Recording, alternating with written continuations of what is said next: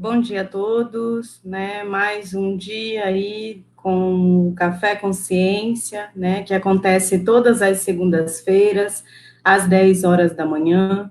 O objetivo do café, né? Como eu sempre tenho falado aí todas as segundas, é divulgar os resultados, né? De projetos dos que são coordenados por professores, né? Da UFPA do campus de Cametá, né? A ideia, então, é compartilhar com todos vocês os resultados, né, das pesquisas que estão sendo desenvolvidas ou que já foram desenvolvidas aqui na região. Os convidados de hoje, né, do café dessa segunda, é o professor Ariel Feldman e o historiador Erison Pimentel Magalhães, né, que é egresso do curso de História daqui do campus de Cametá. O professor Ariel, ele é líder do grupo de pesquisa Educação Municipal, do qual o Erison é membro.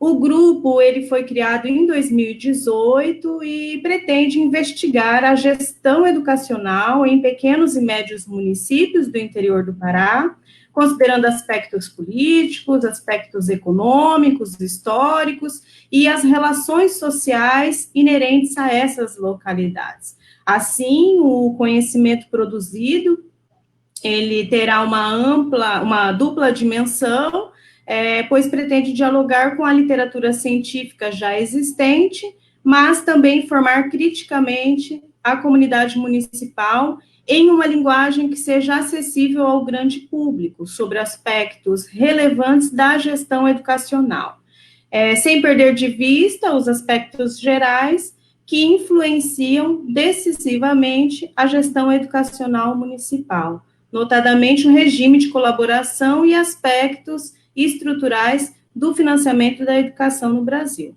Um dos elementos centrais de análise, né, do grupo são os aspectos da política partidária municipal, né? O grupo ele envolve alunos de graduação, alunos de especialização, de mestrado acadêmico e profissional.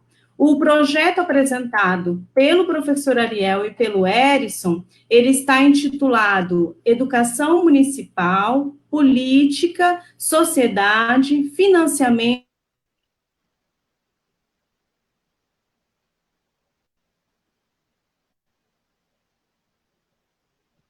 Deu uma travada aí.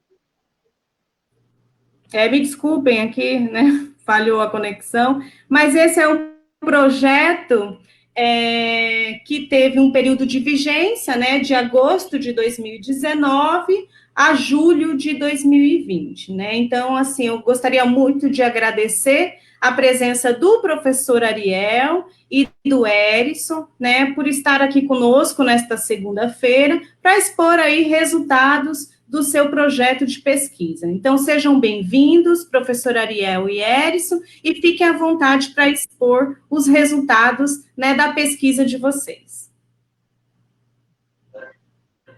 Obrigado, Kelly.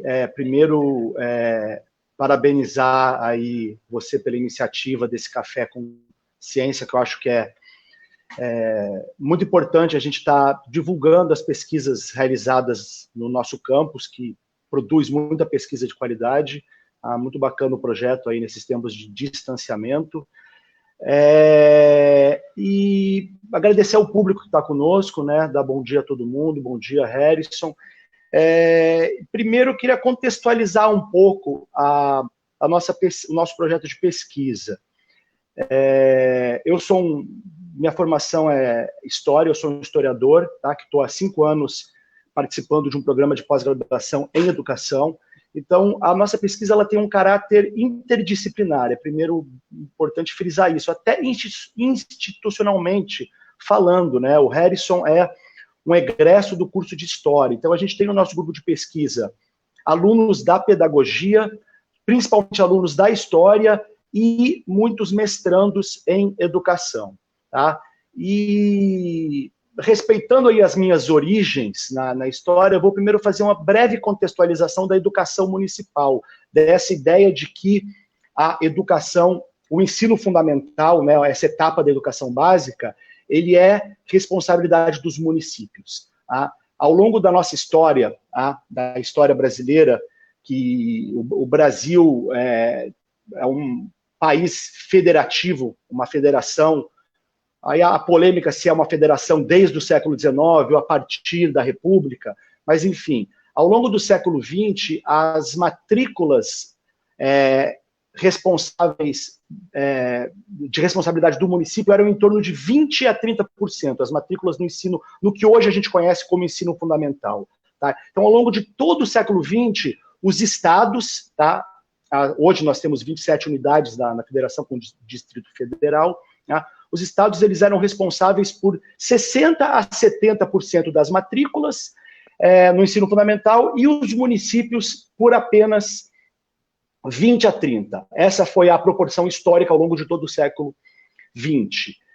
E durante a década de 90, a partir de 1996, 1997, com a implementação, primeiro, do Fundef, Fundo de Manutenção e Desenvolvimento do Ensino. Primeiro, o Fundef era só ensino fundamental.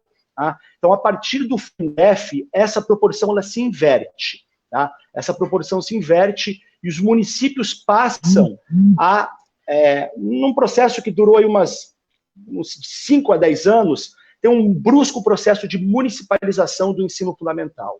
Tá? Então, esse panorama que a gente tem hoje, por exemplo, no Pará, que é o nosso campo de pesquisa, com os municípios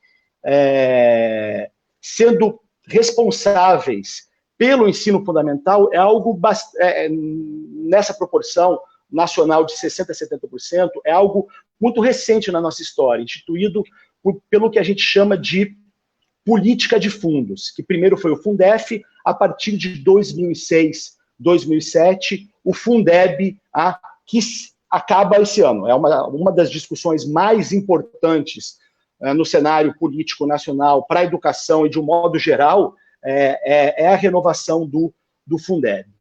Mas as nossas pesquisas, elas se voltam para este período histórico das últimas 2 décadas, no qual os municípios passaram a receber um volume de recursos maior, porém com uma responsabilidade muito maior. Tá? Então, quando tem o processo de municipalização, o Pará é um dos pioneiros, porque na década de 90 era o governo do PSDB, o governo federal do PSDB e também o governo estadual. Então, o Pará foi um dos pioneiros na implementação do Fundef e da municipalização induzida por esse mecanismo de financiamento. Havia um certo fetiche, para usar a palavra de uma importante pesquisadora do financiamento da educação, a Rosana Gemac, professora da UFPA de Belém. Havia um certo fetiche aos prefeitos. Municipalizem que vocês vão receber muitos recursos. E realmente, os recursos eles aumentaram muito, mas as responsabilidades também, o número de matrículas também. Então, tem uma corrida imensa no Pará pela municipalização, tá?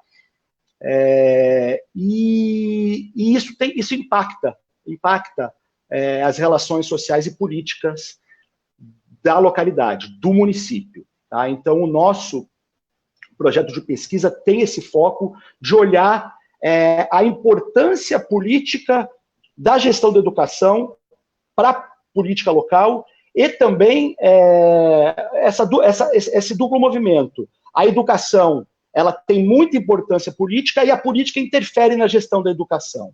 Tá? Eu acho que esse duplo movimento que a gente busca, então, analisar. E um caráter interdisciplinar. Né? A gente trabalha, em termos históricos, num passado muito recente, mas as nossas pesquisas, elas, em termos metodológicos, elas estão entre as ciências sociais, a história, e a pesquisa educacional. Então, a gente faz muito estudo de caso. Um dos focos das nossas pesquisas são pesquisas realizadas a partir do município. A nossa unidade de análise é o município, sem desprezar a estrutura federativa que, de alguma forma, enquadra a vida municipal. A nossa unidade de análise é a vida política e a gestão educacional das secretarias municipais de educação e a relação que essas secretarias municipais de educação têm com Câmara de Vereadores, enfim, são essas dimensões. Eu acho que para a gente introduzir o debate, essa contextualização ela é muito importante. Bom, primeiramente, bom dia, professor Iel, bom dia, professora Kelly, bom dia a todos que estão nos assistindo. Sou o Erisson, né, recentemente formado pela Faculdade de História do campus de Cametá. Fui aluno do professor Iel durante a graduação e de 2018 até o ano da minha conclusão, do meu TCC, agora 2020, eu fui orientando dele no PIBIC, né, Programa de Iniciação Científica. E a partir de 2018, eu tive contato com o grupo de pesquisa e educação municipal, né, com as seguintes temáticas que o grupo se propunha a trabalhar, que era a questão da gestão dos recursos da educação, questão de regime de colaboração, questão do financiamento e a questão da pesquisa educacional e as disputas pelo poder político local. Eu, como já venho de uma formação no campo da história, e que já tenho um pouco mais de familiaridade com temas relevantes à questão da formação histórico-política do país, eu optei por ficar com a questão da temática da pesquisa educacional e disputas pelo poder político local, porque era justamente um tema onde eu tinha uma certa familiaridade, vamos dizer assim. E aí, nesse sentido, eu enveredei para trabalhar sobre a questão dos professores concursados, né? Inicialmente, eu tive contato com a pesquisa do grupo, não sei, eu acredito que seja assim, a primeira pesquisa, foi a pesquisa da Dayana, que dizia respeito à questão do clientelismo na contratação de professores temporários do município.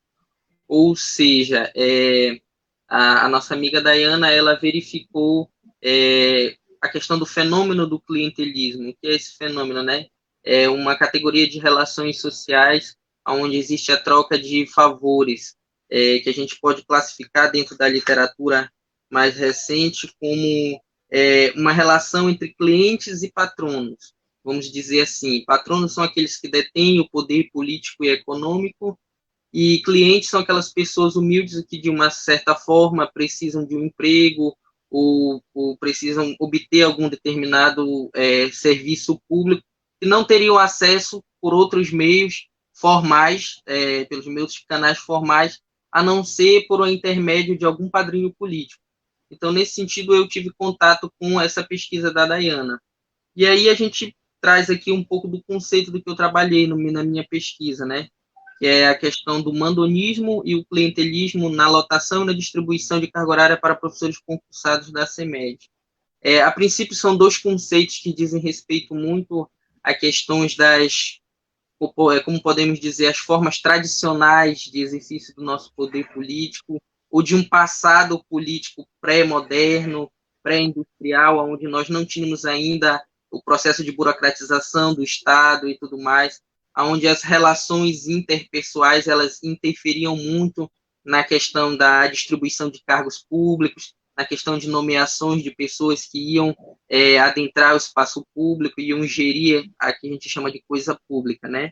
E aí eu trouxe um pouco dessa questão, desse conceito de clientelismo, verificando ele dentro de um processo histórico, acompanhando um pouco da literatura, o que a literatura acadêmica produziu acerca desse conceito, como esse conceito, se ele ainda está presente atualmente, como ele se processa na vida municipal. Então, assim, eu trouxe esse conceito, né, que advém da questão da relação cliente-patronos, que se caracteriza principalmente por uma relação assimétrica de poder. E quando a gente fala em relação assimétrica de poder, a gente está falando principalmente de pessoas que não, de uma relação de pessoas que não possuem o mesmo poder político e econômico, que estabelecem de uma certa forma desigual relações de troca.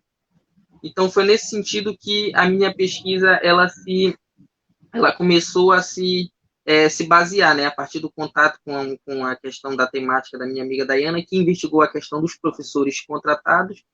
E aí, nesse sentido, no debate com o professor Ariel e tudo mais, com as propostas de pesquisa do grupo, surgiu a necessidade da gente verificar se esse conceito de clientelismo ele se aplicava à questão dos professores contratados, tendo em vista que, se nós pegarmos os marcos legais da Constituição de 88, os professores concursados eles têm uma série de garantias empregatícias, né? Que advém da questão da efetivação no cargo, da questão da sua estabilidade na carga horária, a questão da lotação e tudo mais. Então, os professores concursados têm toda uma série de garantias essas que os professores contratados não tinham, e que muitas vezes tinham que se submeter à vontade de determinados políticos, ou ter que ceder apoio político eleitoral para determinado gestor, determinado vereador, para conseguir ali uma vaga de emprego.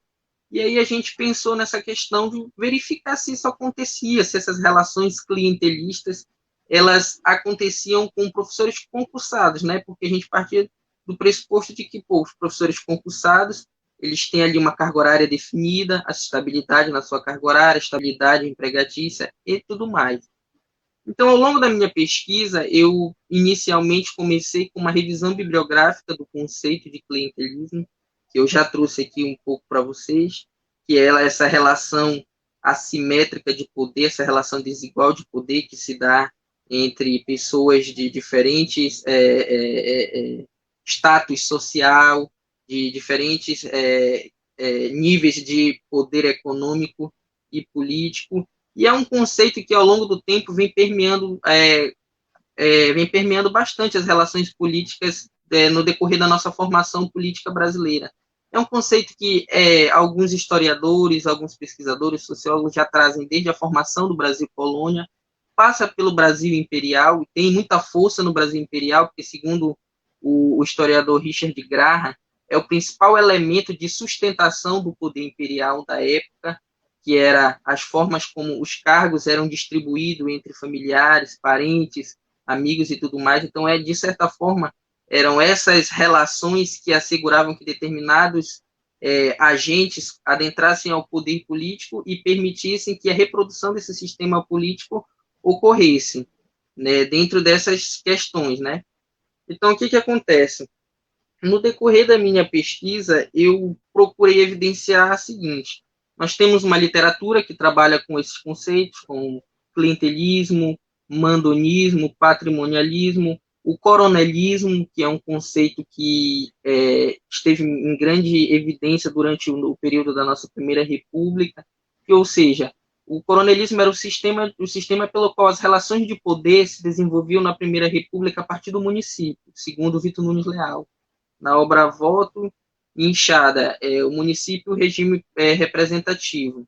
Então, o que acontece? Nós tínhamos, no decorrer da Primeira República, né, contextualizando um pouco dessa questão histórica, porque eu sou formado em História, né, nós tínhamos ali aqueles chamados coronéis, que eram pessoas que tinham recebido títulos de coronéis da Guarda Municipal e que, de uma certa forma, exerciam um domínio arbitrário sobre as questões que dizem respeito ao município, as questões de nomeação, as questões de indicação política para ocupação de cargos e tudo mais, e que muitas das vezes esse poder político ele se pautava tanto na relação de troca, na relação que a gente chama de barganha, quanto pelo poder coercitivo dessas práticas, como práticas de violência simbólica, como práticas de intimidação e tudo mais. É lógico que o coronelismo ele é um fenômeno que ele não existiu antes da Primeira República e nem existiu depois. Ele é um fenômeno característico da Primeira República.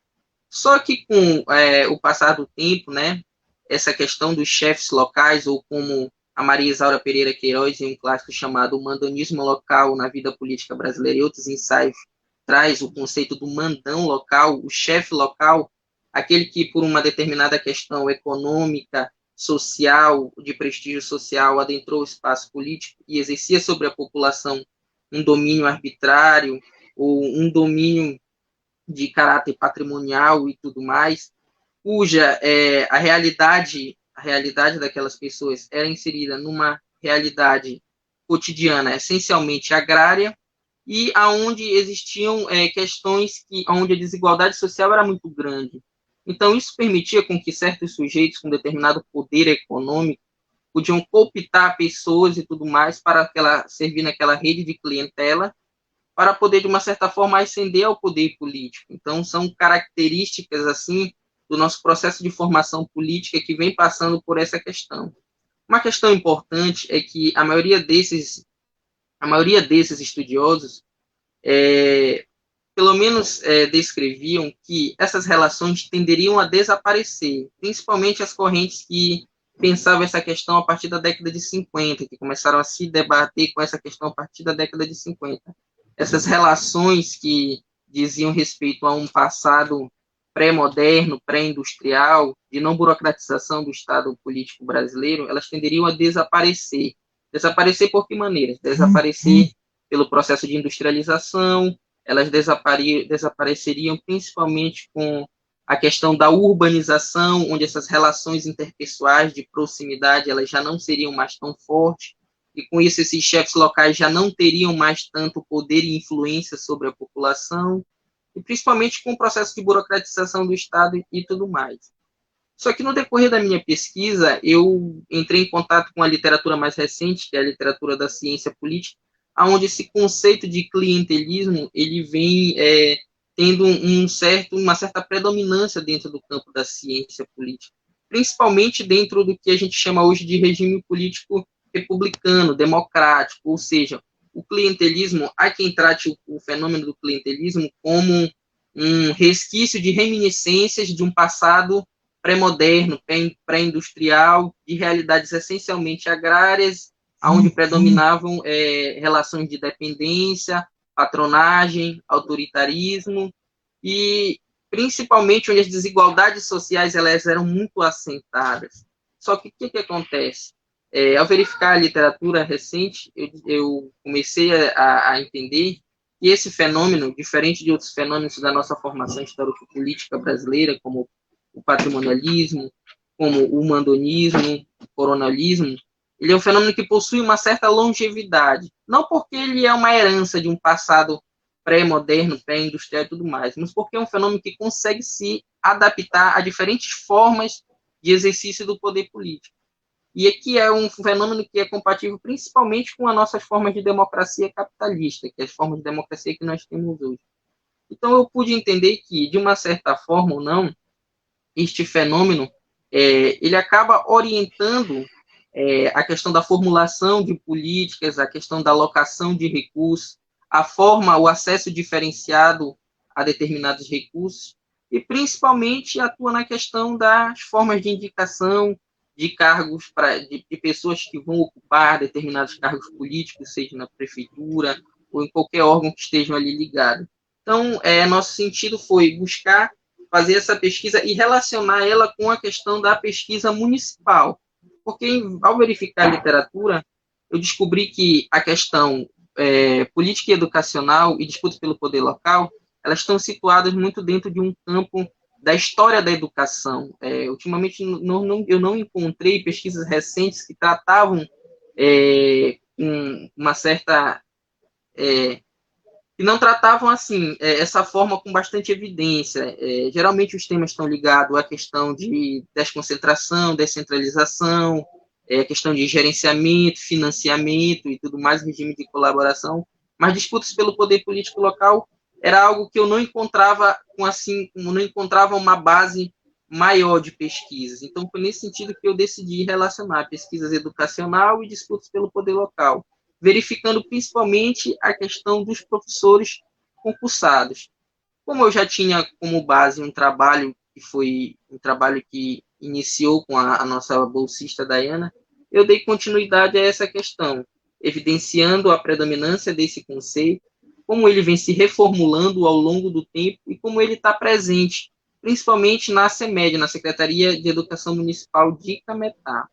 Então, a partir daí, a partir desse contato com essa literatura, eu resolvi estabelecer contato com os sujeitos que seriam os sujeitos-alvo da minha pesquisa, aquelas pessoas com quem eu iria fazer uma pesquisa de campo, onde eu iria adentrar, onde eu iria fazer observação participante, anotações de cunha etnográfica e tudo mais. Então, eu me inseri ali num grupo de professores da Secretaria Municipal de Cametá.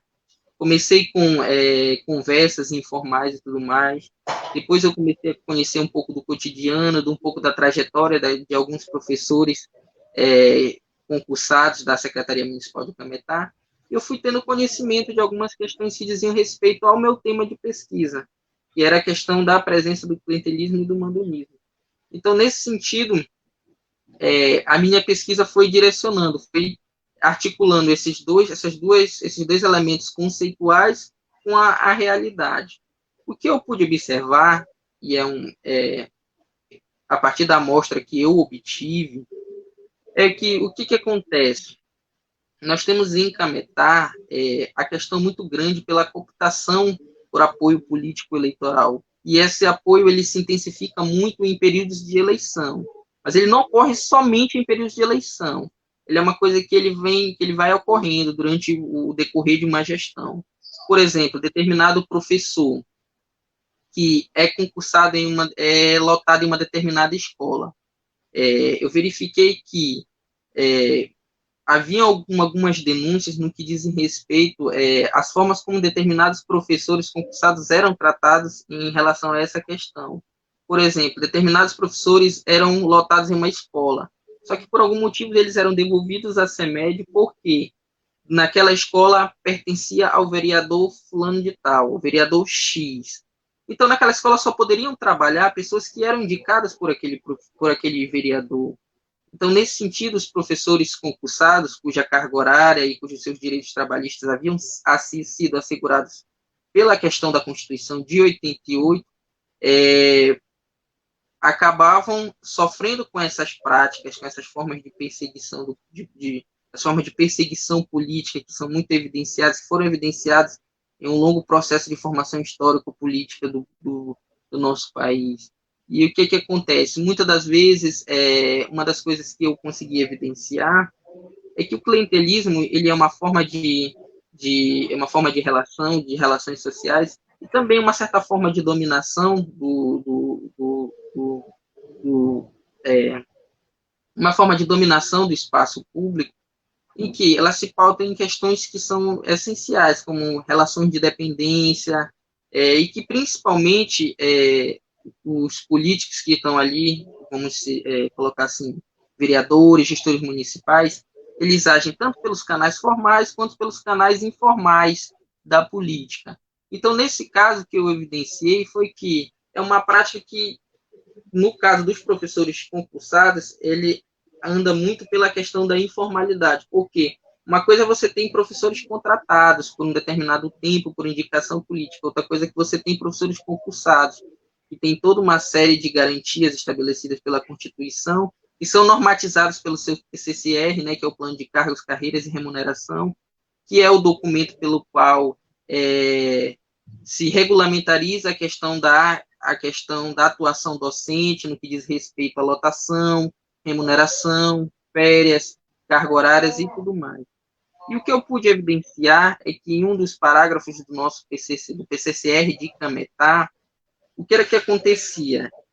Que, segundo o parágrafo 36, não obedecia aos critérios apontados pelo parecer da CNE-SEB 2009, pela qual o professor deveria ser lotado em uma determinada escola em regime de dedicação exclusiva.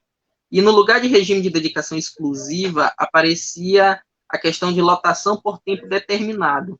Isso faz com que determinado professor não crie um vínculo afetivo com a escola, não crie um processo de identificação com a escola. Isso faz com que determinado professor concursado passe por um processo de rotatividade, que muitas das vezes para completar a sua carga horária, ele tem que estar procurando vaga em outras escolas. Em alguns casos, a minha pesquisa, meu estudo de caso, através de entrevistas, eu descobri que nem sempre o professor consegue essa questão da lotação, da questão da complementação da sua carga horária, através das formas legais e tudo mais pela CEMED, mas muitas das vezes ele consegue barganhando com determinado político, cedendo a um determinado apoio, ou muitas das vezes o que acontece? Esse professor que está lotado em uma determinada escola, com determinada carga horária, ele acaba sendo removido por questões políticas, porque a determinada escola pertence, entre aspas, a determinado vereador, e lá só trabalha as pessoas que são indicadas por ele.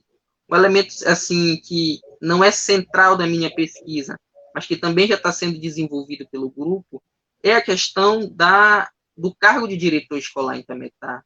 Como, por exemplo, em Cametá nós não temos um processo de eleição democrática para a questão da efetivação de um diretor no cargo. Então, o que acontece? Eu evidenciei que, na maioria das escolas, o cargo de diretor escolar, ele é um cargo que ele é essencialmente feito por indicação política. Ele é essencialmente feito por indicação política. Eu pude evidenciar que dentro da literatura, a Maria Isaura Pereira de Queiroz trabalha com o conceito de cabos eleitorais. O que seriam esses cabos eleitorais? Seriam aquelas pessoas que intermediar aquela relação entre um chefe local, um representante do poder político local e a massa de votantes. E nesse sentido, dentro das entrevistas, dentro da observação participante, eu evidenciei que o diretor escolar, ele obedece a essa lógica de cabo eleitoral. É aquele sujeito que vai fazer intermediação, muitas das vezes, ou que vai fazer uma questão de um assédio a determinado professor, se ele não quer ceder apoio a determinado vereador em período de campanha, ou se ele não quer complementar a sua carga horária e tudo mais, ou que muitas das vezes esse próprio diretor, que eu classifico na minha pesquisa como cabo eleitoral, utilizando o conceito de Maria Isaura Pereira de Queiroz, é alguém que vai, de uma certa forma, dificultar a questão da própria permanência do professor em determinada escola. Porque se esse diretor está alinhado a um determinado agente do poder político, seja um vereador ou seja um gestor municipal, e ele tiver ali uma indicação para colocar naquela escola, ele vai fazer todo um processo para que aquele professor que seja concursado ou peça para sair, ou saia da escola, ou seja remanejado para outra escola, para que naquela vaga ocupe um temporário, que é aquele que nós chamamos ali como que vai ser necessariamente a constituição das bases eleitorais de determinado vereador no município. Então, nesse sentido é que eu pensei em como esse fenômeno do clientelismo ele impacta principalmente a questão da educação no sentido da carreira docente. Porque, querendo ou não, a questão da valorização da educação, a questão da educação, ela não passa apenas pela questão do financiamento, de mais aplicabilidade de recursos na escola, ou também no processo de ensino-aprendizagem, mas ela impacta também diretamente a carreira docente, impacta diretamente o professor, que é ali um sujeito importante para o processo de ensino-aprendizado, um sujeito muito importante para a escola, e questões essas que, se o professor ele não tem um vínculo maior com a escola, ou que ele não consegue ter uma dedicação exclusiva maior à escola, a questão do próprio trabalho desse professor, ela não vai ser executada com uma maior excelência, porque ele não tem como se dedicar apenas aos problemas que dizem respeito àquela escola, ele não tem apenas como formular um projeto de ensino-aprendizagem ou formular questões pedagógicas e tudo mais que atendam somente à necessidade daquela escola. Ele vai ter que se desdobrar em várias escolas para poder não só conseguir a sua carga horária, para poder ter uma remuneração um pouco maior, mas como também a questão da sua atividade trabalhista, ela não vai ter o mesmo desempenho. Então, foi nesse sentido que a minha pesquisa ela buscou fazer esse diálogo, ver de como essa questão do clientelismo ele impacta muito o mandonismo, como eu falo, né, que é uma categoria um pouco mais tradicional, mas que, pela entrevista com alguns professores, eu percebi que é muito presente. Por exemplo, o vereador tal comanda tal escola, em escola tal, só trabalha quem é indicado do vereador e tudo mais. Ou, às vezes, para permanecer aqui, a gente tem que fazer o jogo de cintura, saber barganhar a permanência. Então, nesse sentido que a minha pesquisa foi buscando esse diálogo. principalmente pensando o clientelismo dentro dessas novas formas de exercício do poder político, que é a democracia, onde a gente tem um acirramento maior nas disputas políticas, em termos de cooptação de apoio político eleitoral. E, nesse sentido, um dos resultados da minha pesquisa aponta que a escola é um elemento essencial da formação de alianças políticas, da formação de clientelas eleitorais, e que a gente comumente chama na literatura de colegiados eleitorais. Então, a escola, a educação municipal, ela tem um peso decisivo nas disputas pelo poder político local. Então, nesse sentido, assim, a minha pesquisa trouxe esses resultados, acompanhando já uma vasta literatura que tem sobre o tema, mas também sem perder de vista a questão atual, sempre pensando como o clientelismo se reformula dentro de contextos políticos de base extremamente representativa, como é o nosso sistema político, e como ele vai atuando. Eu queria deixar bem claro que o clientelismo ele não é um fenômeno único e exclusivamente do município, né? É claro que a gente pauta o nosso trabalho a partir do município, porque é onde a gente tem um campo de observação mais aproximado, a gente pode estabelecer relações maiores e inserir as pessoas na pesquisa, fazer com que apareçam determinadas pessoas, a perspectiva das pessoas acerca de determinada problemática, é uma problemática que persiste em Cametá. Então, nesse sentido, a gente aponta que uma dessas questões é essa questão de alguns professores, eu não coloco aqui como via de regra, não digo que são todos, mas uma determinada quantidade de professores concursados ou já passaram ou já presenciaram por esses tipos de relações que vão acontecendo na escola, onde tem essa questão do assédio do diretor, que é o cabo eleitoral, que é o indicado político de um determinado vereador. Então, nesse sentido, a minha pesquisa buscou dar um pouco de ênfase a essa questão, né? Verificar a questão do PCCR, identificar que ali os políticos, por serem operadores profissionais da política, eles possuem formas de modificação de determinadas políticas, como a questão do PCCR. No PCCR de Cametá, eu evidenciei que não existe a questão do regime de dedicação exclusiva a uma única unidade escolar.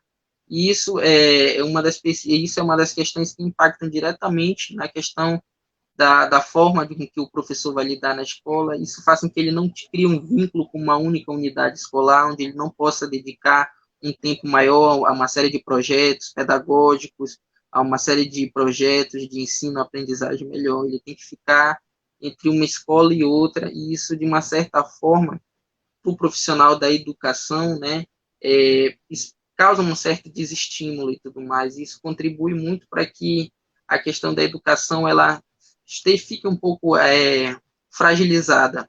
Então, acho que, em síntese, é isso. Um pouco da minha pesquisa, acho que acabei falando demais, 42 minutos. E queria deixar para vocês.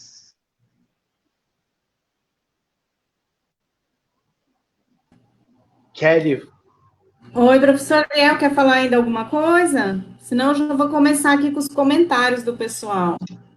Eu queria só fazer uma última palavra, claro, que eu acho que é importante, em termos do momento que a gente está vivendo, do 2020, contexto de renovação do Fundeb. É a principal pauta da política educacional. Tá? Queria fazer duas reflexões. A primeira é toda a política educacional ela tem intenções. A política educacional de descentralização da educação, implementada na década de 90, pode-se dizer que haviam duas intenções por trás dela.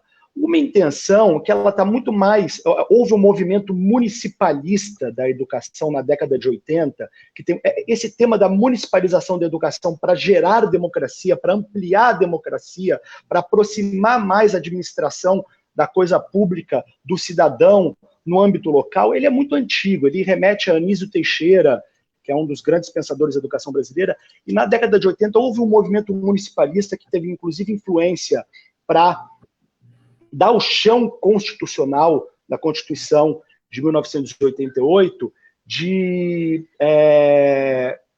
promover a democratização. Essa é uma das intenções dessa reforma. Mas a reforma, quando ela é implantada na década de 90, ela tem outra intencionalidade, que é a eficiência. Tá? Vamos com o mesmo... O Fundef ele não coloca recursos novos na educação. Ele simplesmente redistribui dentro de 27 caixas, que são os 27 fundos estaduais, é uma redistribuição intraestadual. Tá? Então, a intencionalidade era gerar eficiência. Tá? Então, tem essa dupla intencionalidade da política, que é vamos gerar eficiência, uma administração mais eficiente, ela é descentralizada, era o discurso da década de 90, e a democratização. A nossa pesquisa, ela procura problematizar ambas essas dimensões. Tá? E a segunda coisa que eu queria falar, que é antes de você abrir para participação, que eu já vi que teve muito comentário legal aí embaixo, que vai pipocando, tá? Segunda coisa que eu queria falar é colocar o debate na atualidade da renovação do Fundeb, né? Porque se o Fundeb não for votado para ontem, e não só votado, é uma emenda constitucional, né? O Fundeb, ele tem prazo de validade, ele não está inscrito na Constituição, e o movimento parlamentar hoje é de inscrever ele na Constituição, torná-lo permanente. E se ele não for votado e regulamentado, em 2021, em janeiro de 2021, a educação ela está em colapso, ela entra em colapso total. E eu acho que o debate público atual, ele tem uma falsa dicotomia, que um grupo, que eu dou total razão a esse grupo, ele diz que os recursos para a educação são insuficientes. E os recursos para a educação são dramaticamente insuficientes. Tá? Outro grupo diz que não, os recursos são suficientes, o problema é a gestão dos recursos. Esse grupo, ele tem, esse discurso, ele tem uma razão parcial, no sentido que existem problemas de gestão, mas os recursos não são suficientes. E a discussão da renovação do Fundeb, o eixo central, para quem quiser acompanhar o debate, que ele é complexo, envolve financiamento da educação, que é um tema árido, tá? Que o nosso grupo está começando a se apropriar desse debate. O eixo central é a complementação da União, porque quando o Fundef ele é instituído na década de 90, a piada era que o governo federal, na época o governo do FHC, ele queria ganhar os louros passando o chapéu dos outros, porque não tinha recurso federal, os recursos eram estaduais, e o governo federal vai lá e de cima para baixo, impõe como esses recursos estaduais deveriam ser redistribuídos. Tá? Com o Fundeb, há um avanço, porque vem recursos novos, que é a complementação da União, e que impacta muito o Pará, mas muito, muito mesmo. Tá? Mesmo os recursos ainda sendo insuficientes hoje, com o Fundeb e a complementação da União instituída pelo Fundeb em 2006, 2007, há um avanço muito grande. O que significa a complementação da União durante o Fundeb, de 2007 a 2020? A cada R$10 colocados nessa política de financiamento de fundos, que é o Fundeb, R$1 era da União, do governo federal. 90% era estados e municípios e 10% a complementação da União. Tá? O Pará, que é um dos estados que receberam, durante esse período de complementação da União, teve um avanço significativo, mesmo assim insuficiente. A discussão atual ela é nesse cenário. Tá? A proposta original, que estava tramitando na Câmara, ela queria aumentar de 10% gradualmente para 40% a complementação da União, que geraria um impacto bastante significativo na educação. Contudo, sai de comissão, vai para plenário, atualmente já está em 20%, ou seja, eles querem aumentar de 10%, se for aprovada, até 20%, tá? A complementação da União. O problema é que houve uma pegadinha, eles aumentaram para 20%, incluindo o salário educação, que é uma fonte de financiamento que antes não entrava no Fundeb, era uma fonte de financiamento usada para programas como o programa de merenda escolar e de transporte escolar. Então, onde tem grana, tem tensão. As pessoas estão brigando por o governo atual quer gastar menos, essa briga que é eterna. Né?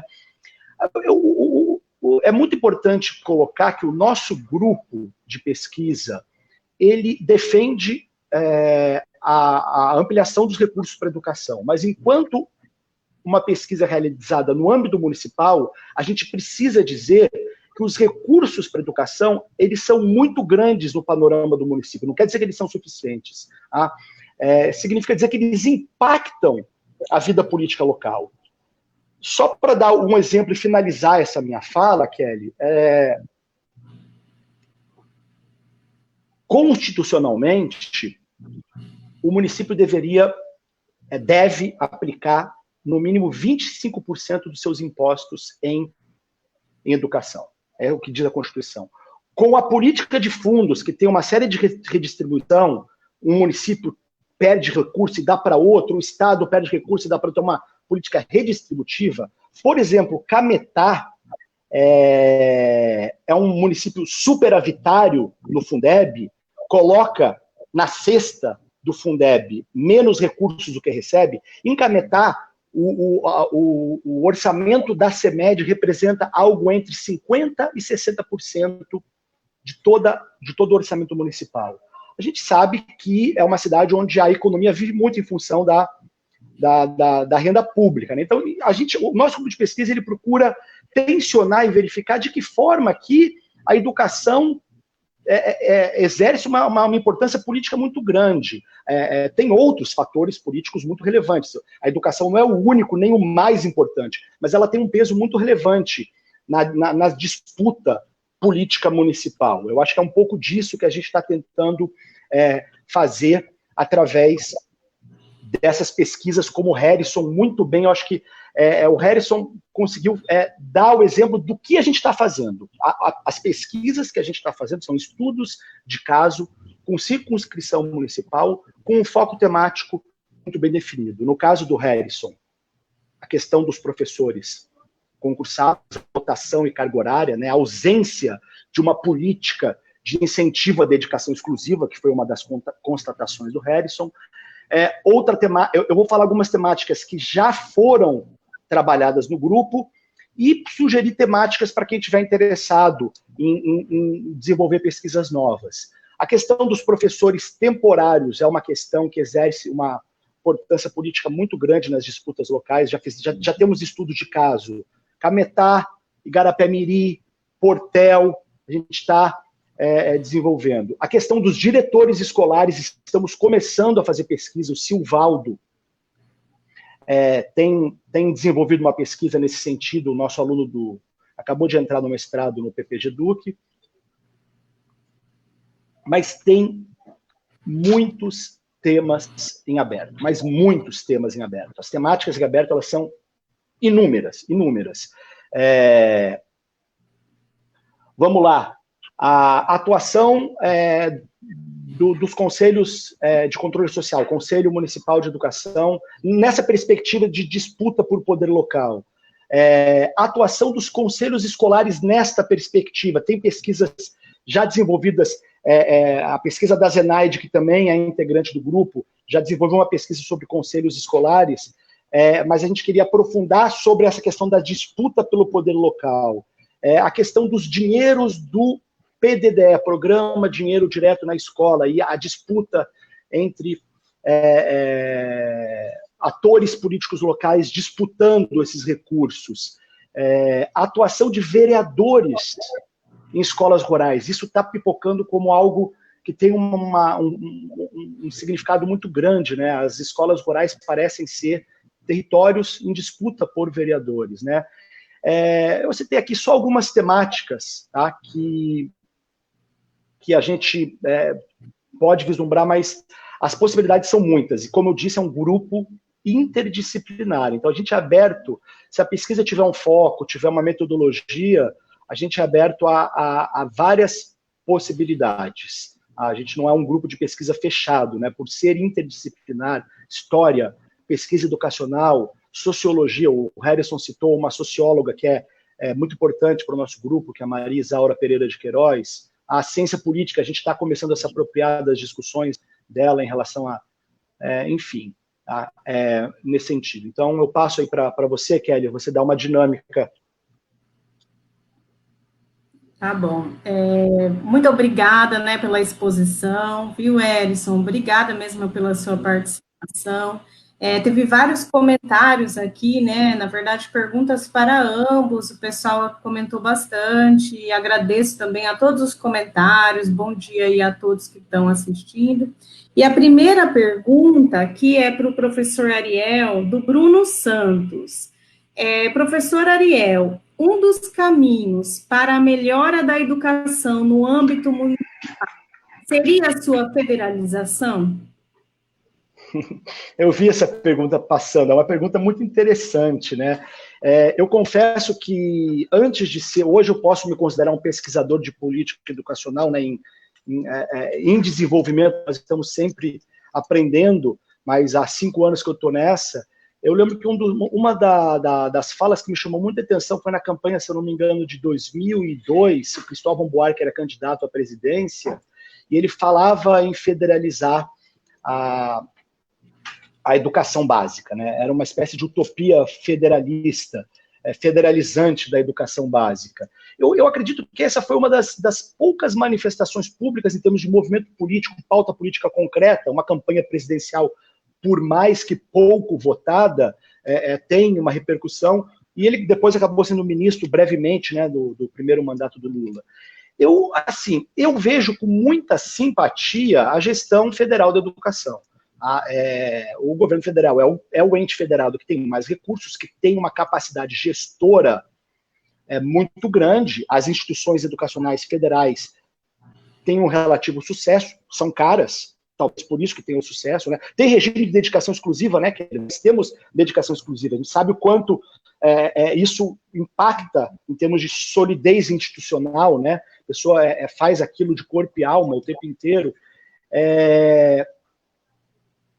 Os IFES são uma experiência muito exitosa, caras, exitosas, porque tem um investimento compatível com o que uma educação precisa, tá? Mas eu entendo que é perigoso a gente levantar essa hipótese agora, porque eu acho que vai e volta. Eu sou muito crítico. O nosso grupo de pesquisa é um grupo crítico à municipalização, tá? A gente critica, entregou a democracia, de alguma forma, talvez a longo prazo a gente aperfeiçoe nossa participação democrática com essa municipalização. Mas tem muitas contradições, esse clientelismo, essa questão de o jogo político local, tá? Porque no governo federal também tem clientelismo. Eu vejo com muita simpatia a gestão pública da educação pelo governo federal, mas eu acho uma virada muito perigosa. Eu acho que a gente aperfeiçoar o nosso atual sistema, e é a tendência, se o Fundeb for renovado, aí se inscreve na Constituição, então eu acho mais realista, em termos de utopia, interessante, mas eu acho mais realista a gente aperfeiçoar o nosso atual regime de colaboração, onde os municípios são os responsáveis, mas ampliar. Eu acho que tem uma contradição em você jogar recurso para o município. Tem algumas características do município que podem atrapalhar a gestão, como a gente vem mostrando, mas eu acho que a gente defender uma federalização pode ser algo, por um lado, interessante, por um lado, muito utópico, muito distante, dado a nossa trajetória histórico-política, né? O Cristóvão Buarque, o livro dele, ele tem um livro no qual ele fala dessa proposta que ele defendeu, né? Ele fala numa transição de 20 anos e de aos poucos parar de restituir imposto de renda das pessoas que pagam, que restituem, que pagam escola privada. Eu acho que tem um quê de utópico, mas eu acho que toda proposta política precisa ser debatida, né, à luz das bem-sucedidas instituições educacionais geridas no governo federal, mas num contexto de corte de gastos. Eu acho que está politicamente, e nesse governo, onde querem enxugar a máquina pública, esse governo que tem esse teor fiscalista, eu acho que é bastante inviável. Para o Erison, né, tem o Raimundo Lopes aqui, faz um comentário. Pimentel, para amenizar a situação dos professores convidados, não poderia ser resolvido com a organização de um PSS no município, para dar uma maior transparência neste processo de contratação? Bom, na verdade eu acredito que sim, né? Até porque priorizaria aspectos que dizem respeito à questão de uma seleção pautada em aspectos meritocráticos, né? Não estou falando de mera meritocracia, que tem toda aquela questão que eu não concordo muito com esse termo meritocracia, mas para dentro de um processo seletivo, como muitas das vezes é um concurso público, eu acho que ajudaria a amenizar um pouco mais essa questão e traria mais um pouco de transparência, mais um pouco de confiança nessa questão, aonde a gente poderia tentar diminuir um pouco mais a predominância dessas formas políticas de interferência através de práticas clientelistas. Eu acho que um PCCS, um PSS seria bem interessante nesse sentido. Mas, assim, como a gente sabe que essa disputa ela é muito acirrada e quem pode ou detém ou controla formas de inserir pessoas em determinado cargo público, ela é bastante latente em determinados municípios, podemos dizer assim, em Cametá, e até mesmo porque, não só com a questão dos professores, mas como a minha observação participante, conversando com outras pessoas que já foram funcionários temporários da prefeitura, essa questão é uma questão muito latente no município de Cametá, não só no município de Cametá, em vários municípios, assim podemos dizer. Mas acho que um PCCR, um PCCS, um PSS, ele ajudaria um pouco a diminuir um pouco dessa questão do clientelismo. Acho que é só uma indicação, acho que é bem válido nesse sentido. Tem vários elogios aqui, viu, professor Ariel e Erison, né, quanto à temática, né, da pesquisa de vocês. Aí tem alguns comentários, excelente, o Sérgio Feldman, né, deve ser parente aí do professor Ariel. Excelente temática neste contexto de acéfalos ministros da deseducação, que são fundamentalistas, e nem enxerga os grandes centros, quanto mais os problemas do microcosmo dos municípios regidos pelo coronelismo de vereadores, né, que é de fato. Adriele Carvalho também comenta, impacta também o bom funcionamento das atividades escolares, assim como diretamente os alunos, né, a educação principal como um todo. Então, assim, tem vários comentários, né, Yara Feldman, pesquisa fundamental que denuncia uma prática abominável que ainda prevalece no nosso país, né, parabéns ao Erison e ao Ariel, né, pela pesquisa. Aí tem uma pergunta aqui, deixa eu ir aqui para a pergunta, cadê? Porque a maioria é só comentários. Aqui, do professor Valdinei. Dependendo dos partidos que governam o município, o clientelismo pode ser combatido ou reforçado. O que a pesquisa demonstrou sobre o clientelismo nos diferentes governos municipais? Olha, Kelly, a gente, sem querer chegar a uma conclusão precipitada, mas a gente começa a perceber que o clientelismo ele é uma linguagem política universal nos municípios. Políticos, para poderem se manter no poder, e a gente aí tem percebido que há uma relação entre o executivo e o legislativo, o executivo, para poder governar e não ter orçamento aprovado e poder fazer lei, ele tem que dialogar com... E a gente tomar cuidado para não demonizar a política, tá? Eu acho que é importante, a gente aqui não está querendo fazer a defesa da antipolítica. A política é importante, a gente está analisando as relações políticas que se estabelecem. A gente percebe que é algo bastante arraigado. A gente toma muito cuidado para não criar determinismos culturais. O brasileiro ele é culturalmente preso, prisões epistemológicas, prisões culturais. O brasileiro é culturalmente preso a personalismo, algo que remete aí até a Sérgio Buarque de Holanda, o homem cordial.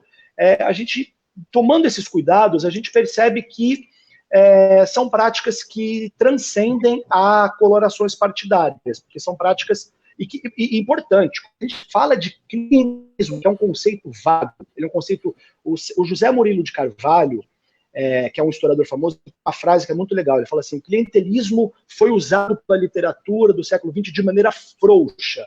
E a gente percebe que ele é um conceito meio elástico, ele cabe em muita coisa.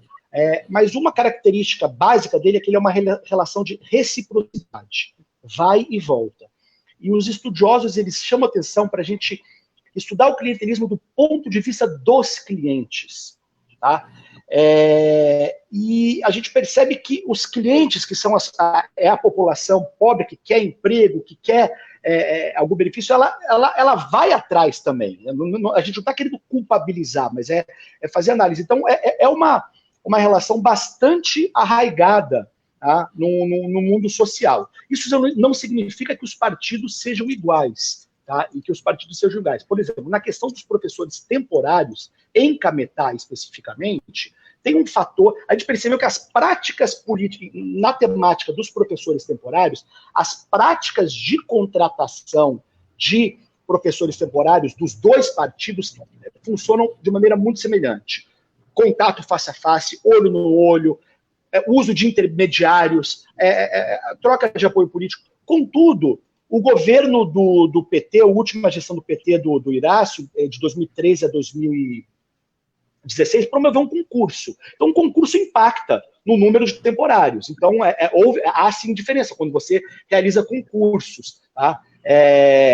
Já em Portel, a gente não identificou muita diferença nessa questão dos professores temporários. Então, existe diferença, sim, mas existe também um caldo cultural que está por trás disso, que talvez seja difuso por todas as cores partidárias. Se não fizer política assim, talvez não se sobreviva politicamente. Então, há uma questão que é suprapartidária, talvez. A professora Jane, quer falar, Edson?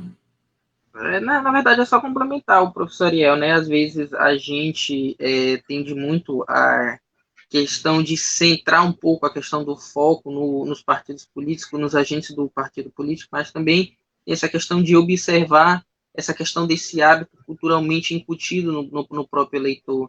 Isso não se dá apenas de uma forma espontânea, né? Nós temos determinadas questões que impedem o acesso a determinados serviços públicos, né? Dentro da minha pesquisa bibliográfica, não vou falar especificamente de Cametá, mas dentro da minha pesquisa bibliográfica, revisitando o tema do clientelismo em diferentes municípios do Brasil, Minas Gerais, Rio de Janeiro e tudo mais, há uma série de mecanismos que muitas das vezes impedem que pessoas tenham acesso a determinados serviços públicos. E aí, restando nesse sentido, o clientelismo, uma das formas de se obter esse determinado acesso. Então, o clientelismo ele opera muito na lógica da criação de dependências, relações de dependências, por mais que exijam trocas e tudo mais, conceito face a face, mas ele opera também dentro da questão da criação de espaços de dependência, que fazem com que essas relações, muitas vezes, de sujeição, porque acaba acontecendo, e é algo que a gente acaba escutando de pessoas, poxa, muitas das vezes eu não queria ter que ir atrás de político e determinar para conseguir, mas às vezes a gente não consegue pelos canais formais, muitas vezes a gente recorre ao Ministério Público, mas acaba não conseguindo, e às vezes a única forma de se conseguir é ter que se filiando e se apadrinhando a algum partido político. Em alguns municípios do Brasil, essa prática ela é recorrente no espectro político, tanto da direita quanto da esquerda e tudo mais. Em Cametá, não. Em Cametá já é uma coisa que ela como é que eu posso dizer? Eu consegui relatos de pessoas que dizem, não, olha, no governo tal tem tanto, no governo tal foi tanto, num governo foi mais do que o outro, mas no outro também teve.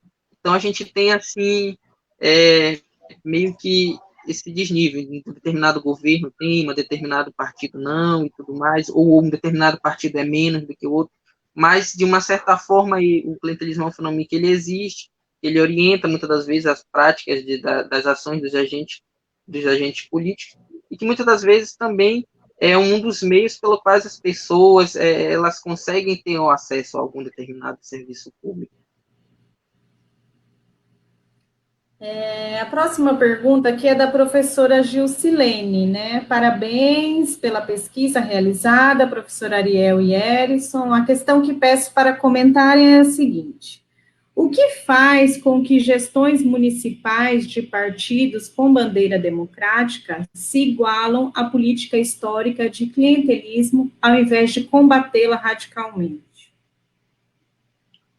Olha, eu acho que a pergunta do Valdinei foi um pouco casada aí com a da Gilcilene, né? Acho que eles combinaram. É um pouco do que a gente vinha falando, porque na hora de você fazer a política real, a política pragmática, existem limitações. Tá? Eu já vi casos de escolas no interior, em 2013, quando assume o governo PT em Cametá, onde tem aquela limpa, né? A política municipal é um pouco da Marisa Aura Pereira de Queiroz, né? Ela tem uma citação que a gente gosta de usar aí nos textos, que a política, ela defende pesquisas feitas a partir do município, a gente se apega um pouco a ela aqui, são onde as paixões políticas colorem todos os outros aspectos da vida social. Ela fala alguma coisa mais ou menos assim. Tem essa coisa das cores, das bandeiras, né? Eu trabalho há 10 anos em diversas cidades do interior do Pará, e a gente sabe que em período eleitoral, 2 grupos brigam com a bandeira, né? Então eu acho que tem algo de cultura política, né? Que talvez transcenda a diretrizes partidárias mais gerais, que eu lembro de um caso muito bacana, eu não vou citar a cidade, mas pode ser qualquer cidade aqui do Baixo Tocantins, do sul do Marajó, da aula, e a gente sabe que os polos da UFPA, os funcionários são cedidos pela prefeitura. E aí uma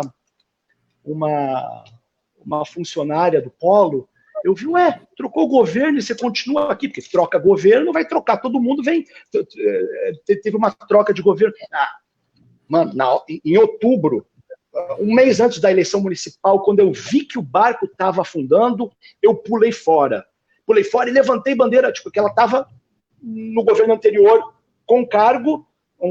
Você está em um polo cuidando da educação, em parceria com a FPA, não deixa de ser um cargo de gestão importante na gestão da política. E olha a percepção dela. E ela estava bravíssima com as pessoas que não levantaram a bandeira do partido para o qual ela havia pulado no momento eleitoral, porque ela não achava justo isso. Então você vê que isso tem um pouco do modo de vivência da política municipal. Ela é muito passional e as pessoas vivem isso, é algo que interfere muito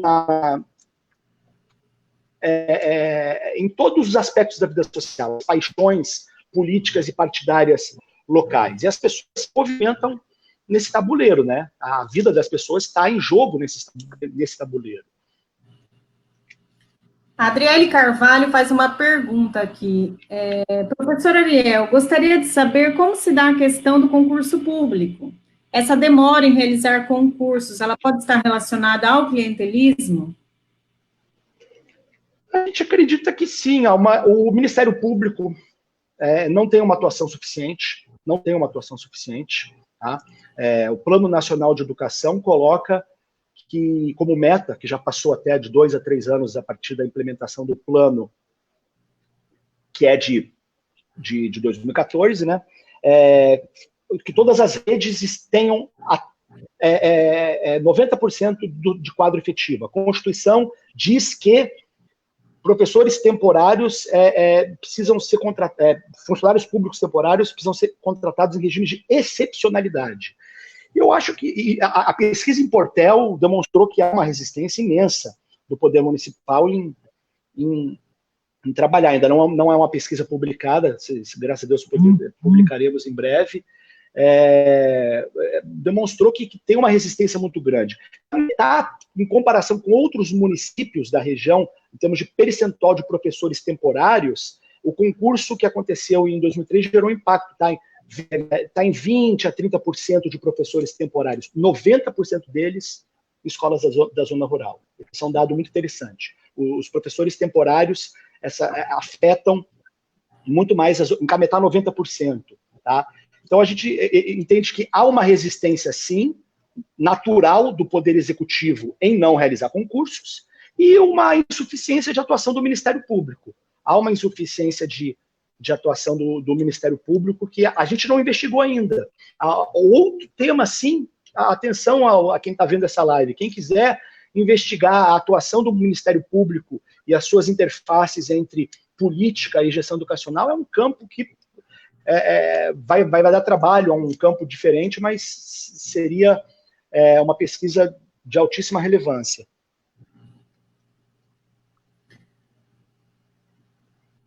Pode falar, Edson, se quiser. Bom, só comentando a pergunta anterior, né, sobre essa questão que a professora colocou, é interessante porque o Jorge Avelino Filho, né, que é um dos pesquisadores a respeito do tema do clientelismo, ele investiga o clientelismo moderno. Eu acho interessante uma citação que ele diz assim: a política clientelista moderna é mais competitiva que a sua antecessora, e suas relações tendem a ser mais frágeis, já que mais instrumentais. Ela sobrevive a partir da capacidade de substituir antigos laços de lealdade pessoal pela oferta de benefícios materiais, os mais individuais possíveis, de maneira a evitar conflitos e maximizar o seu arco de influência. O que é interessante? Nós temos nas ditas práticas políticas tradicionais, de um clientelismo tradicional, onde as questões dos laços de lealdade eles eram muito grandes. Muitas pessoas tinham uma lealdade muito grande ao político, ao padrinho político que elas tinham. Esse clientelismo moderno, um pouco mais competitivo, é interessante que se diminuam os conflitos, se diluam os conflitos, principalmente na questão do âmbito partidário. Por exemplo, se você puder cooptar alguém que era da gestão anterior e que ali lhe faça um bom trabalho, que lhe, de uma certa forma, preste um tipo de lealdade ou que possa lhe garantir um determinado apoio, necessariamente isso vai acontecer. Isso é uma característica desse clientelismo moderno, onde as antigas relações de lealdade, que eram muito fortes antigamente, podemos dizer assim, muito mais ligadas à questão dos sentimentos, da mobilização dos afetos, hoje em dia ela vai se especificando de uma forma em que vai ficando muito mais individual a coisa. Por exemplo, como eu já ouvi relatos, olha, eu não sou de um determinado partido, eu sou do lado do partido que me ajuda. Por exemplo, hoje eu levanto a bandeira do partido tal, mas se a maré mudar, eu já levanto ali a bandeira do outro partido, e assim a gente vai vendo que uma prática como essa, por exemplo, fica assim, um pouco complicada de se combater, tendo que ela se especifica cada vez mais como uma forma de acirramento, onde os antigos laços de lealdade já não são mais suficientes, essas relações elas são às vezes mais individuais. Por exemplo, fulano que era da gestão PMDB e tudo mais, com o fé, ele deu uma virada política o governo PT, PCdoB e tudo mais, e ele está lá, porque de alguma forma ele pode ser útil, ele pode diminuir os conflitos existentes entre esses partidos, aglutinar mais gente, mais apoio político eleitoral. Eu vejo assim, que questões como essas, elas têm que ser levadas em consideração um pouco mais de participação direta das pessoas. Eu acho que a reflexão acerca do processo de municipalização do ensino, né, que o professor Ariel tem um artigo muito interessante acerca do imaginário social de democracia no processo de municipalização do ensino, na teoria ele é muito importante, porque teoricamente aproximaria mais as pessoas dos centros decisórios de poder, que era o quê? O município. Tinha-se aquela visão que o município era o local de práticas políticas arcaicas, autoritárias e tudo mais. Com a Constituição de 88, o município passa a ganhar um pouco mais de relevância na questão da gestão dos recursos, na aplicabilidade, na formulação das suas próprias políticas locais e tudo mais. E era uma forma também de combater uma possível volta do autoritarismo, da ditadura e tudo mais, de todo aquele sistema coronelista, de formação de clientelas, que eram ali práticas definidoras do município como um local de práticas políticas arcaicas. Então a gente percebe que o município ele passa a ter, assim, na teoria, ele passa a ser elevado a uma nova categoria, onde poderiam pulsar potencialidades democráticas maiores. Eu acredito que talvez isso poderia ser aperfeiçoado com o quê? Com um processo de decisão na mão das pessoas, por exemplo, comunidade escolar, pais, professores, com eleições diretas para diretores, com eleições feitas pela comunidade e tudo mais, com a comunidade participando disso. Então, ela poderia ser feita dessa maneira. Só que aí a gente tem essas questões que impedem, por exemplo, como ter à frente da gestão de uma escola um diretor que seja eleito pela comunidade. A gente também não tem processos que incentivem mais a participação popular nesse processo de democratização, de participação dos processos decisórios, por exemplo. A gente tem hoje em dia muita gente falando sobre educação, por exemplo, tem pessoas que, hoje em dia todo mundo quer opinar, mas ninguém chega para perguntar para o povo, o que vocês acham disso? Ninguém chega e submete uma proposta a plebiscito. Muitas das vezes as reformas que estão sendo colocadas aí, como o ministro aí do governo proto-fascista do Bolsonaro coloca, vai só passando a boiada, você tá entendendo? Ou seja, eu percebo que há uma desconfiança brutal em cima da capacidade de decisão das pessoas sobre as coisas que dizem respeito à vida, porque a política ela está inserida na nossa vida. Então, eu acredito que para superar questões como essa, nós precisamos inserir mais as pessoas nos espaços de diálogo, nos espaços de debate, saber a opinião das pessoas. Há políticos que dizem, tem pessoas que não têm capacidade para discutir economia, isso e aquilo, mas quantas vezes essas pessoas foram perguntadas ou foi submetido a um plebiscito? Você tem uma reforma da Previdência que está passando aí, que não foi submetida a plebiscito. Você tem a questão do Fundeb, que está em debate na Câmara, mas quantos profissionais da educação foram consultados acerca do Fundeb? Quais as questões que dizem respeito às realidades, às disparidades regionais de cada cidade, para ver como isso vai impactar em determinado município ou não. Então a gente percebe isso, falta mais, assim, não digo que por falta das pessoas, mas digo que falta questões que incentivem mais a participação das pessoas. Não acredito que seja uma coisa natural de desinteresse das pessoas pelos processos decisórios, coisa disso, mas eu acredito numa série de mecanismos que impedem, que façam que muitas das vezes as pessoas não tomem corpo nos processos decisórios que dizem respeito à questão da vida, né? Quais os pais não queriam saber melhor, entender melhor, não se interessariam mais se fossem estimulados a pensar as questões educacionais, da educação dos seus filhos nas escolas, a questão de votar num diretor. Então, são essas questões que eu vejo que são fundamentais, inserir mais as pessoas nesse processo decisório. Muito bem. O Sérgio Feldman, eu já vou ler logo 2 comentários dele aqui. Educação e saúde são os ministérios mais maltratados pelo governo federal. Por quê? São fundamentais para o povo brasileiro. Ariel, imagina o federalismo do Cristóvão Buarque nas mãos dos atuais ministros. Risco de chantagem para impor fundamentalismo, criacionismo e misoginia. Esse é um dos comentários, né? Ele pergunta por que aí, né? A educação e a saúde são os ministérios mais maltratados, né, pelo governo federal. Realmente, eu acho que a gente está falando de utopia, né? A municipalização ela tinha uma utopia tanto democrática quanto gerencial. Aí, se a gente pegar essa ideia da federalização, ela tem um quê de utópica também, né? Imagina, realmente, fazendo exercício contrafactual, se o atual ministério, enfim, que políticas, o Fundeb está para expirar e eles jogaram contra, na época do Weintraub, jogaram contra a rápida tramitação da lei, né? Que fizeram um movimento num dado momento lá das manobras parlamentares de apresentar uma proposta própria do governo, queria retardar a PEC, que está lá desde 2015. Então, é importante fazer esses exercícios contrafactuais para não cair em respostas fáceis, né? Não cair em respostas fáceis. E realmente, né, a gente está em situação complicada para a gente pensar aí em termos de saúde, né? Os mortos aumentando, e em termos de educação, essa situação dramática do Fundeb, que o governo, a prioridade do governo na hora que assume, tinha que ser, de alguma forma, fazer essa lenda rápida, né? Imagine o colapso. A gente reza para que seja aprovado um bom Fundeb, mas imagine o colapso da educação em 2021, vai ser uma situação bem, bem dramática. A professora Gilcilene faz um comentário e uma outra pergunta aqui, né, em cima da resposta. É isso, Ariel, a famigerada cultura política é uma das raízes do clientelismo político nas gestões municipais. De que forma você acha que a universidade tem contribuído na produção de uma contracultura do clientelismo na gestão educacional? Essa é uma discussão muito, muito, muito boa.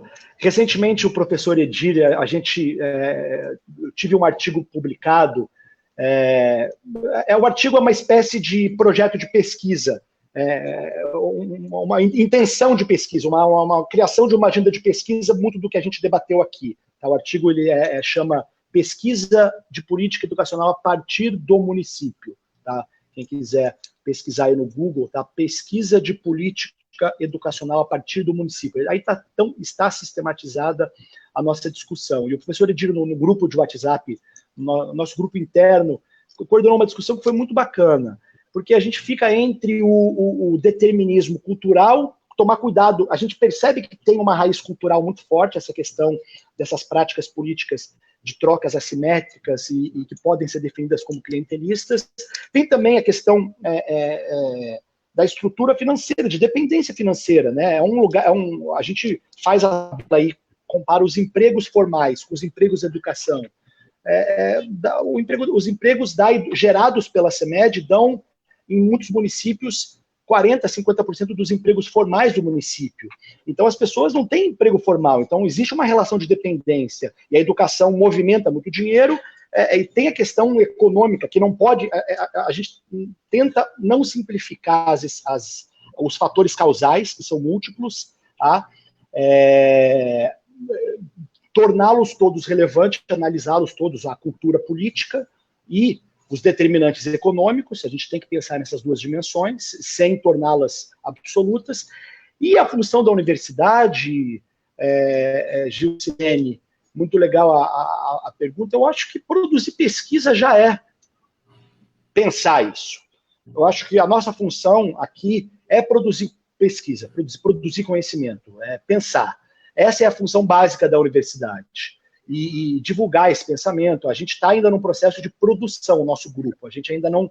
A Kelly leu o resumo do grupo de pesquisa no início da apresentação e dizia que a gente quer divulgar. A gente ainda não está nesse estágio. A gente, por enquanto, está produzindo conhecimento, tentar engordar as nossas publicações e em breve começar a divulgar.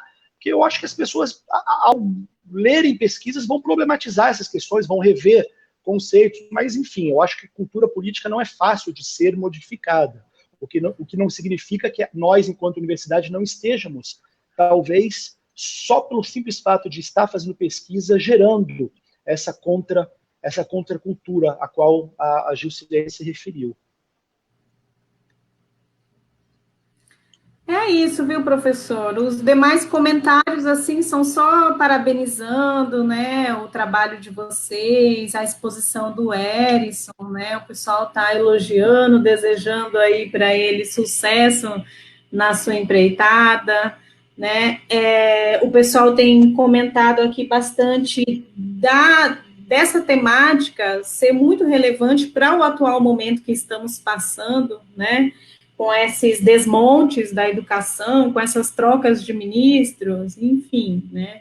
Então, a temática realmente é bastante relevante. E, assim, o que eu fico bastante feliz que eu sempre tenho falado aqui nas lives, né, é da gente conhecer os trabalhos que estão sendo desenvolvidos pelos alunos, né, ou ex-alunos, pelos professores aqui do campus, né, a gente precisa dar esse retorno para a sociedade, né, esse é um dos papéis da universidade também, é fazer a pesquisa, mas também dar o retorno, né, à população, e as lives das segundas-feiras no Café Consciência é com essa intenção, né, da gente divulgar, de fato, as nossas pesquisas, né, porque tem muitas pesquisas interessantes, né, que estão sendo desenvolvidas, ou que já foram, né, desenvolvidas, que envolvem certos tipos de financiamento, né, diversos financiamentos. Esse, a gente viu aí que o Erison foi bolsista, né, de iniciação científica, então teve a contrapartida da Pró-Reitoria de Pesquisa, né, da UFPA, através da concessão de bolsa de iniciação científica, que isso é muito importante também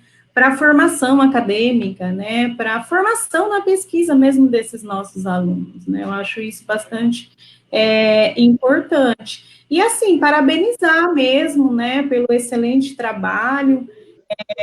Ariel achou que até meio-dia, até 11h30 ia ser muito, mas estamos chegando em 11h30, né, porque isso depende muito dos comentários, a participação aqui foi bastante grande, viu, professor?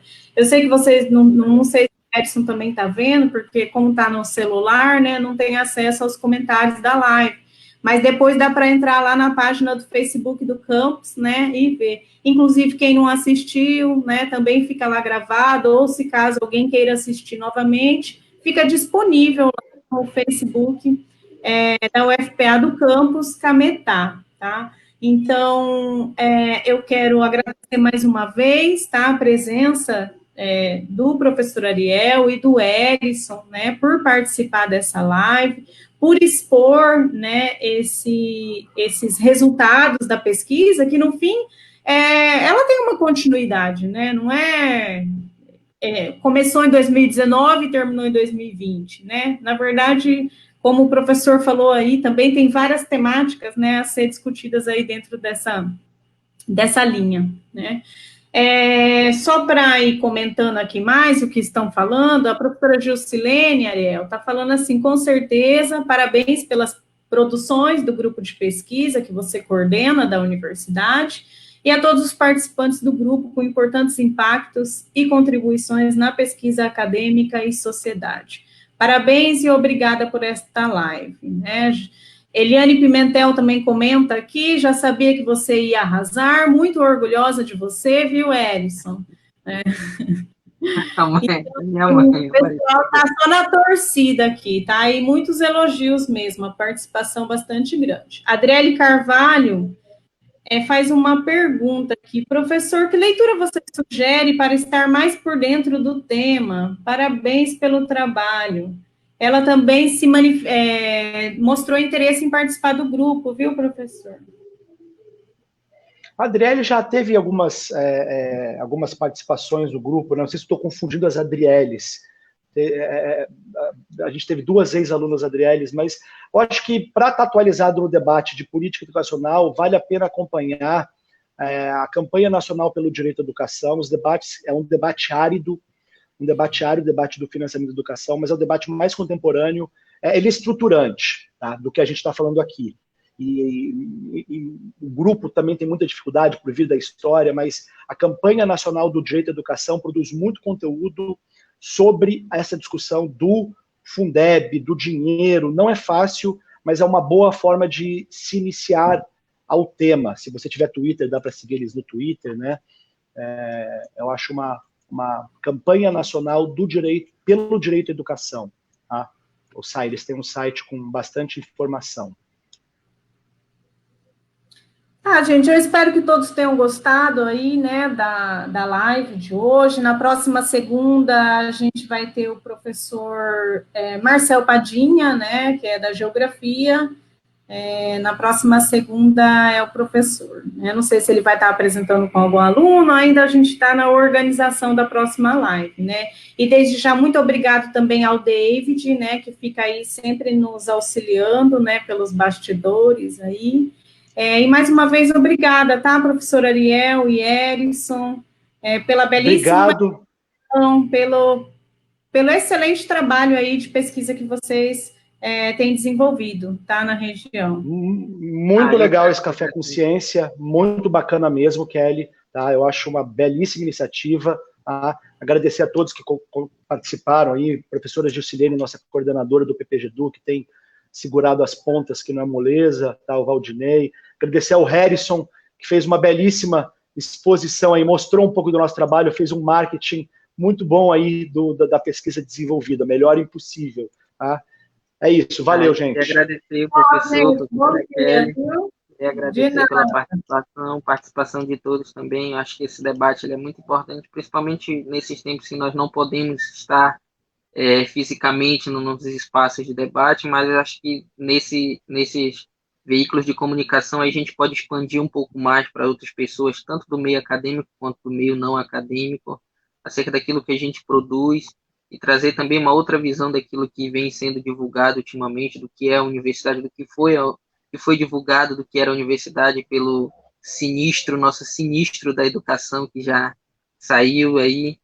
Então, assim, eu acho que é nesse sentido que a gente consegue dar a nossa resposta daquilo que a gente faz com seriedade, com compromisso acadêmico e social, e, assim, dizer que a gente possa ocupar cada vez mais esses espaços e poder contribuir, levar conhecimento para diversas pessoas, seja da universidade, mas que têm interesse em saber um pouco mais sobre política, para além de questões de jornais, desses jornais tradicionais, saber um pouco como é que tá as questões que diz respeito à política, à educação, cultura e tudo mais. Eu acho que é muito importante a nossa atuação nesses espaços aqui, nos espaços virtuais. Eu queria agradecer pela oportunidade, queria agradecer pela senhora ter mediado essa questão, esse debate. Queria agradecer ao professor Ariel também pela contribuição, a todos os professores que participaram, as pessoas que enviaram perguntas. É muito interessante, que a gente percebe também que desperta o interesse das outras pessoas, e eu acho que nesse sentido que a gente se faz presente enquanto pesquisador, enquanto professor e tudo mais,